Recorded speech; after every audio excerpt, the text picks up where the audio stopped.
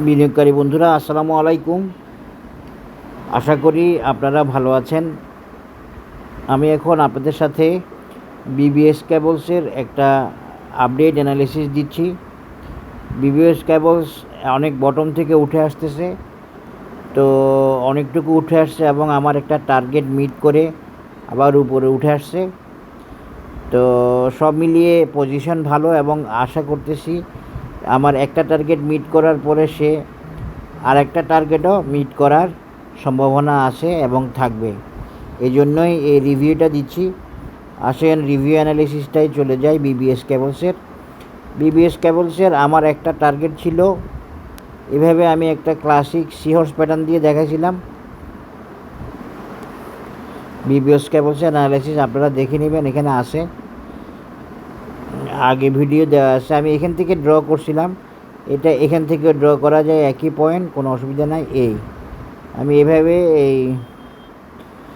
এই বিবিএস কেবলসের 25 টাকা বা 24 টাকা লেভেলে আমি একটা রেজিস্ট্যান্স দেখাইছিলাম। 24 টাকা লেভেলে, এই 24 টাকা লেভেলে একটা রেজিস্ট্যান্স দেখাইছিলাম। এটা আসলে 23 টাকা দিয়ে দেখানো যেত, সমস্যা নাই, ওই যে শ্যাডো আর এই বডির জন্য। আমি এভাবে একটা অ্যানালাইসিস, এখানে একটা রেজিস্ট্যান্স দেখাইছিলাম 24 টাকা, তারপরে মূল রেজিস্ট্যান্সটা দেখাইছিলাম এখানে, মূল টার্গেটটা দেখাইছিলাম এই 32 টাকা। আপনারা দেখে নিন, আমার ভিডিও আছে, এটার আমি আপডেট দিচ্ছি, আর কিছু না।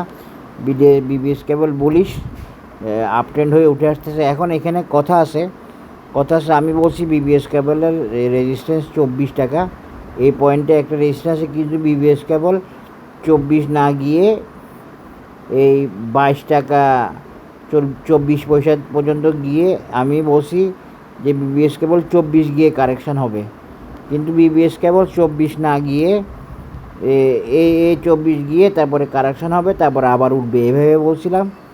কিন্তু দেখা যাচ্ছে কি বিবিএস কেবল 24 না গিয়ে মাঝে মাঝে এরকম হবে।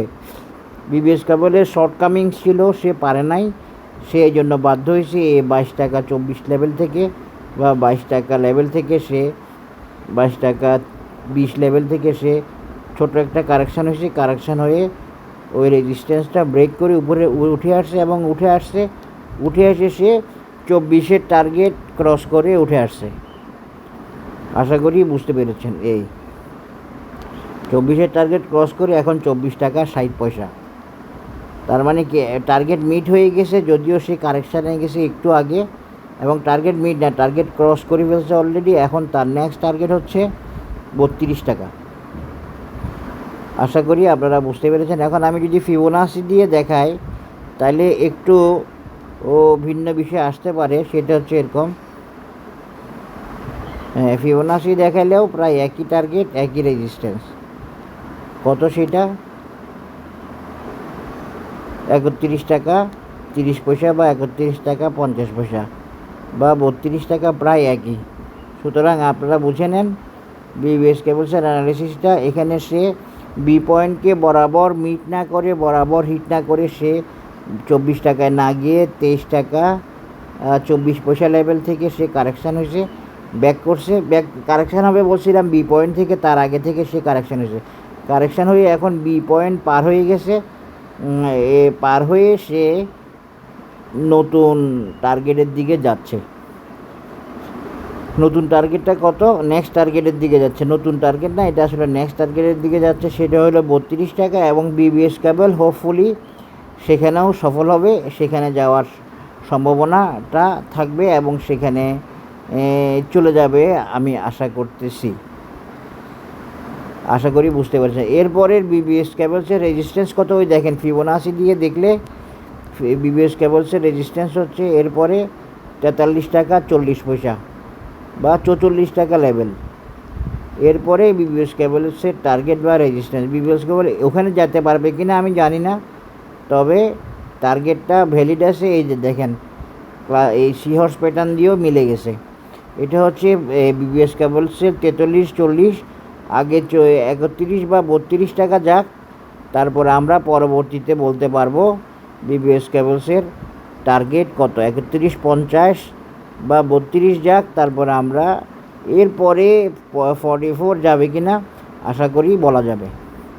তো বিবিএস কেবলসের আমি এখন যতটুকু দেখছি রোড স্মুথ আছে অনেকটুকু, ক্লিনও আছে অনেকটুকু। সে দেখেন বড় কারেকশানও নেয় নাই, ছোট একটা কারেকশান করছে, মোটামুটি ছোট বলা যায়।